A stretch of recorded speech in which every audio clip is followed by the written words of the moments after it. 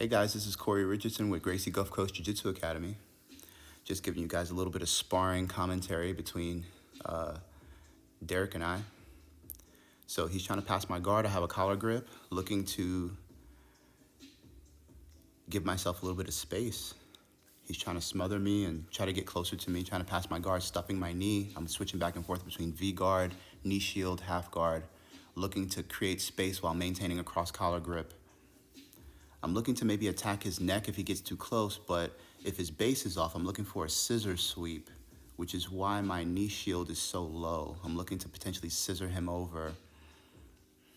His base is very wide and he's sitting down. I should be thinking about sitting up, but I'm pretty adamant about trying to sweep him.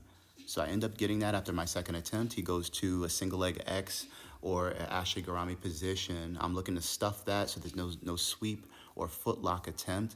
I like to do this little top leg knee deflection pass straight to the mount, but he didn't let me go straight to the mount. So I went to the cross side instead. He has an underhook. So I'm blocking his attempt to potentially go to my back off that underhook grip. And now he's trying to get on his side. I pluck the near side elbow, looking to keep him flat. I'm trying to bug his neck right now because his head's on the ground. Difficult to see. I bug his neck. I'm enticing him to pull his underhook out. And I got what I wanted. I achieved the underhook by bugging his neck. So I had to create that opportunity for myself. I didn't force it though, but he also didn't let me accept it. He didn't just give it to me. I had to create it with a neck bug. So I'm looking for an Americana. He's not having it. He knows what I want. So I'm gonna do a far side, or try to do a far side straight armbar attempt from the cross side. It's kind of risky with a lot of movement. I had to take the weight off of him, but I was able to complete it. He pushes the leg off of his head, and I had to pass my left leg over his shoulder to pin him down, considering I didn't have his head under control. I do a little hip movement to the right in order to pin his shoulder better, and I cover his head for a straight armbar. Boom. I'm trying my best not to use too much energy. Keep in mind, look at our faces. I want you to look at the face, look at the facial expressions, and notice that we're not grunting, we're not grimacing our faces. We're very chill. Little De La Hiva sweep that I do on occasion, a seated De La Hiva sweep. I'm looking to do one of my favorite passes again, looking for the mount. He's not letting me pass to the cross side. He has a topside hook on the back of my hamstring, and he's also not letting me go straight to the mount because of his left arm framing. So I have to wait for him to give me the opportunity. Right there. Now he's trying to heel drag / fish hook my heel for a elbow escape option, and I'm keeping my right leg extremely heavy on the ground with weight distribution. His head comes off the ground, so now I can realign his spine, getting his left elbow off of my thigh, pulling my knee up, boom. Now there's no threat for the elbow escape anymore. So he disrupts my body weight, and he's semi-bridging me to my left and his right. That way he's keeping my left hand on the ground so I can't collar choke him. He's really, really good at manipulating other people's body weight. That's one of the things that we specialize at our school is weight distribution, either managing your own weight or managing someone else's weight. So I had to go to low mount instead in order to anchor myself to his hips so he wouldn't disrupt my body weight as much, but he'll continue to do that throughout the rest of the training session. He's really doing a good job controlling my arm so I don't choke him. He tries to do a hip escape, but he lacks the shrimp. You're supposed to do a semi-bridge to one side and then shrimp the other way, and he didn't do that. I think I'm pinching his hips with my feet really well. I'm biting on his hips and kind of maintaining somewhat of a loose control on the mount. My knees are a little bit wide. I'm getting a little lower in the low mount because he's disrupting my base so well. Now I'm looking for an Americana attempt. He's doing a really good job of keeping that right elbow of his pinned to the ground and really tight to his body so I can't get inside. And he's also disrupting my weight. The arm that I want to put underneath his arm, he's making me put weight on that arm because he's bridging me to my left, doing a really good job of that. So I put a hook in to stabilize, and that was enough time for me to get underneath his elbow. He's stopping me from bringing my right arm from underneath his head, so I switched to a head and arm triangle from the mount. That's what I'm looking at. I'm trying to allow him to guide me to the submissions that I'm doing as opposed to just picking what I want to do. I'm trying to accept the opportunities he gives me. If you're in a position of knowledge and they're in a position of ignorance, then you can usually capitalize. But he's also in a position of knowledge. I go for a triangle from the mount, and he wasn't having it. He shoulder walked and bucked and stopped me from having enough balance to do the movement. I go for an Ezekiel, he's not having it. He bucks again.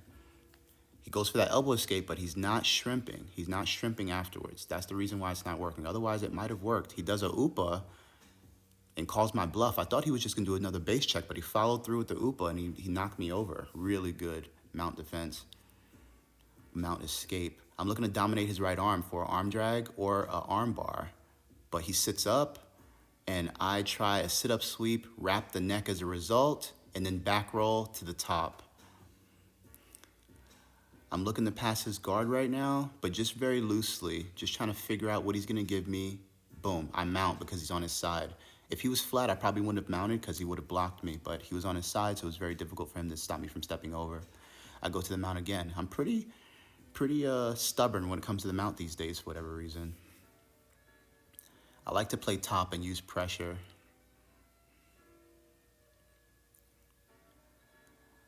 I outweighed Derek by about 20, 25 pounds or so, and I want to use that advantage against him. I'm looking for a gift wrap, and he's starting to defend it, but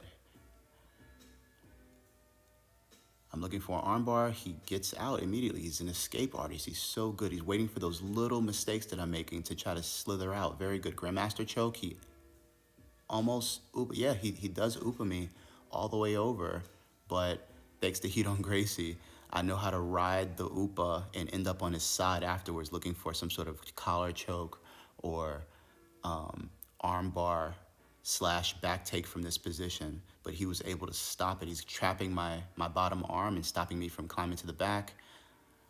At this point, I'm not exactly sure what I want, but he ends up giving me this arm bar.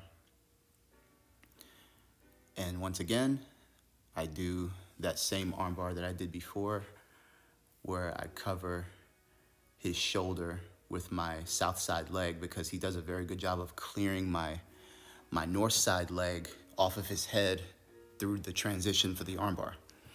He said, forget that belt, let's get it going.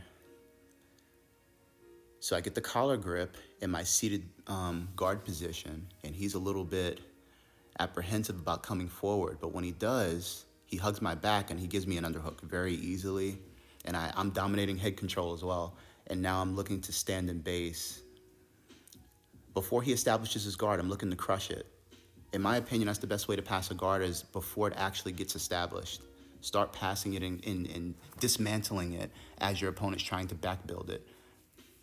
He threads the needle so well, I couldn't keep him flat. I should have been on my toes instead of my knees. I should have gave him a little bit more body weight, but he's really good at escaping the cross side that way. I wasn't able to pluck his near side arm. I'm looking to attack his neck here, but he's holding my wrist. He's disconnecting my grip from his neck so well.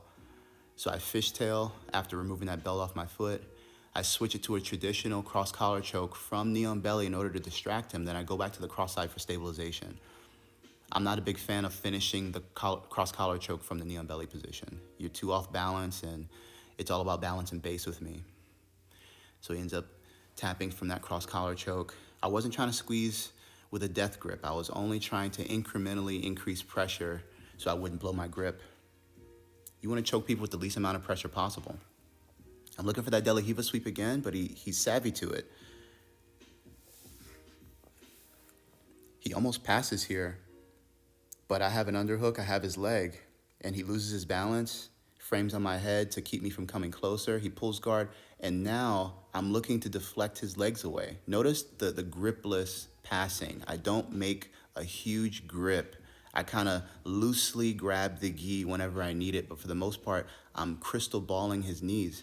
He's looking to do a north-south escape, but I'm looking for this paper cutter right here that he sets himself up with by trying to attempt to do the north-south escape.